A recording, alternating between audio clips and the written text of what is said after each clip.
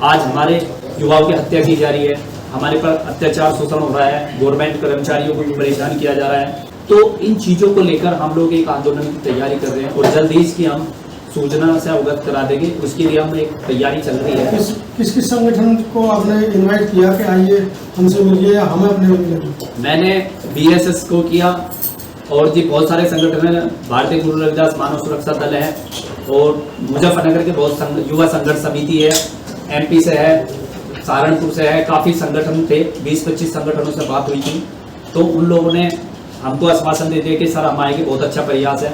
Facebook और Twitter पर तो सबने कहा बहुत अच्छा प्रयास है सोशल मीडिया पे, लेकिन जब ग्राउंड स्तर पर देखा रियल में तो एक भी संगठन आने के लिए एग्री नहीं हुआ। मैं कोई बात नहीं, और सीधी सी बात है, जब तक हम एकजुट नहीं होंगे, जब तक एक मंच पर नहीं आएंगे, शोषण तो होता रहेगा। ये हमारा छोटा सा प्रयास था। हमसे पहले तो देखो महापुरुषों ने बहुत बड़े प्रयास किए, शायद हमारी गलत फहमी थी, आज दूर हो गए। हमें सबको स्वार्थ छोड़ के, पॉलिटिक्स छोड़ के, अगर समाज के हित में ही काम करना है तो सबको ईमानदारी के साथ, ये मत सोचो कि हमें कुछ मिलेगा। मैं मेरठ जिले में रहता हूँ, मुझे परिवार की फिक्र नहीं, घर की फिक्र नहीं, समाज के लिए जितनी मेरी कैपेसिटी है उसके अनुसार हम लोग टीम वर्क कर रहे हैं, कार्य कर रहे हैं। मेरी चंद्रशेखर भाई से या सतपाल तंवर से या वामन बेसराम जी से, इन लोगों से मेरी कोई निजी दुश्मनी नहीं है, लेकिन विचारधाराओं के, लेकिन पूरी कॉन्फ्रेंस में जिस प्रकार से आप आरोप लगा रहे तो लग तो रहा है कोई निजी प्रॉब्लम है। नहीं, निजी मेरी कौन सी, उन्होंने मेरे खेत में कौन सा है कुछ बो रहे हैं या मेरी कोई खेती बट रही, बताइए। मेरी कोई निजी दुश्मनी नहीं है, लेकिन विचार की दुश्मनी है। 2 अप्रैल 2018 में भारत बंद हुआ। तो क्या आपने इस मुहिम के लिए उन संगठनों को भी कॉल किया? किन से?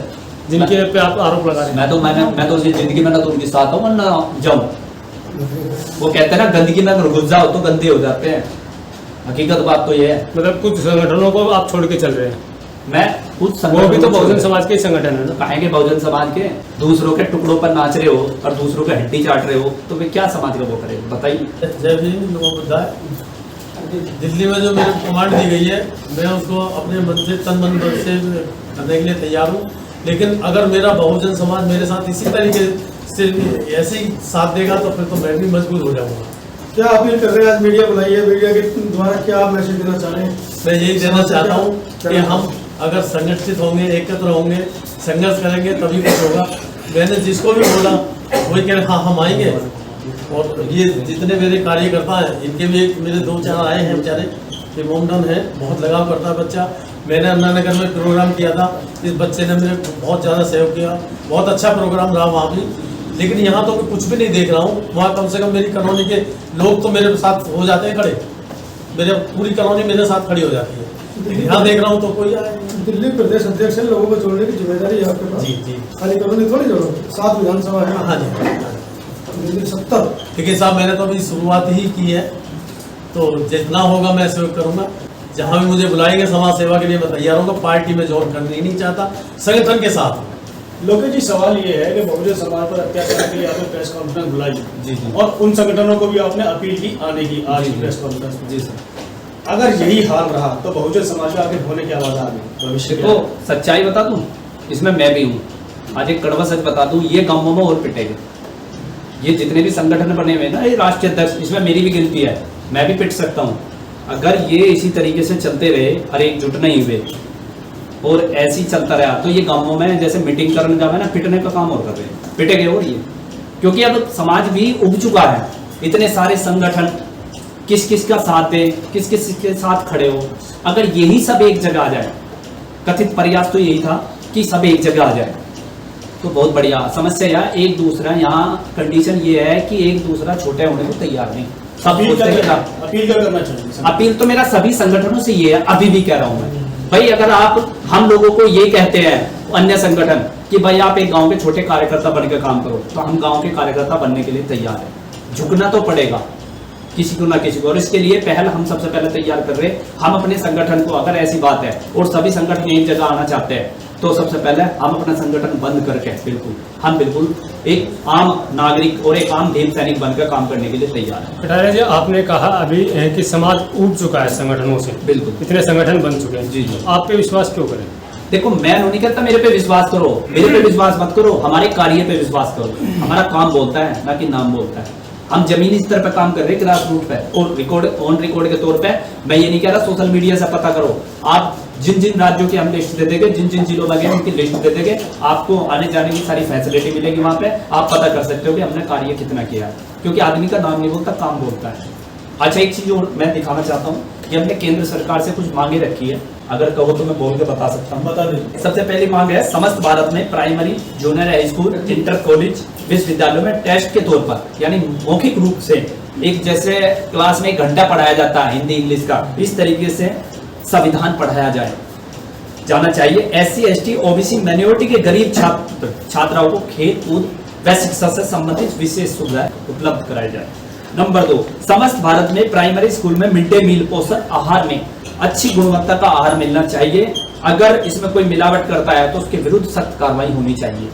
नंबर 3, SC ST एक्ट को 9वीं सूची में रखा जाए। ये बहुत अहम सवाल है। SC ST एक्ट को 9वीं सूची में रखा जाए। अगर SC ST एक्ट 9वीं सूची में रखा जाता है तो हमारा एक्ट मजबूत हो जाएगा, एक तरीके से लोप हो जाएगा, फिर उसके साथ कोई छेड़खानी नहीं कर सकता। नंबर 4, देश भर में 2 अप्रैल 2018 भारत बंद में अनुसूचित जाति के शहीद हुए भीम सैनिकों के इस महापर्व दिवस के अवसर पर राष्ट्रीय अवकाश तौर पर घोषित होना चाहिए। नंबर 6, 2 अप्रैल 2018 को भारत बंद के आंदोलन में SC ST के युवाओं पर फर्जी तरीके से दर्ज मुकदमों को तुरंत हटाया जाए। बंद के शहीद भीम सैनिकों के परिवार वालों को भारत सरकार द्वारा सम्मान प्रदान किया जाना चाहिए।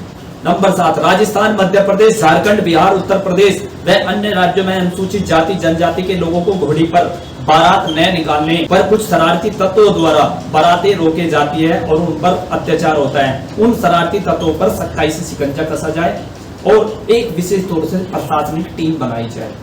नंबर 9, कक्षा 1 से लेकर इंटरमीडिएट तक के कोर्सों में परम पूज्य बाबा साहब डॉक्टर भीमराव अंबेडकर जी के जीवन के बारे में, उनके महान कार्यों के बारे में किताबों में छात्र छात्राओं को पढ़ाया जाना अनिवार्य है। नंबर 9, SC ST के सरकारी कर्मचारियों के पदोन्नति में वृद्धि होनी चाहिए।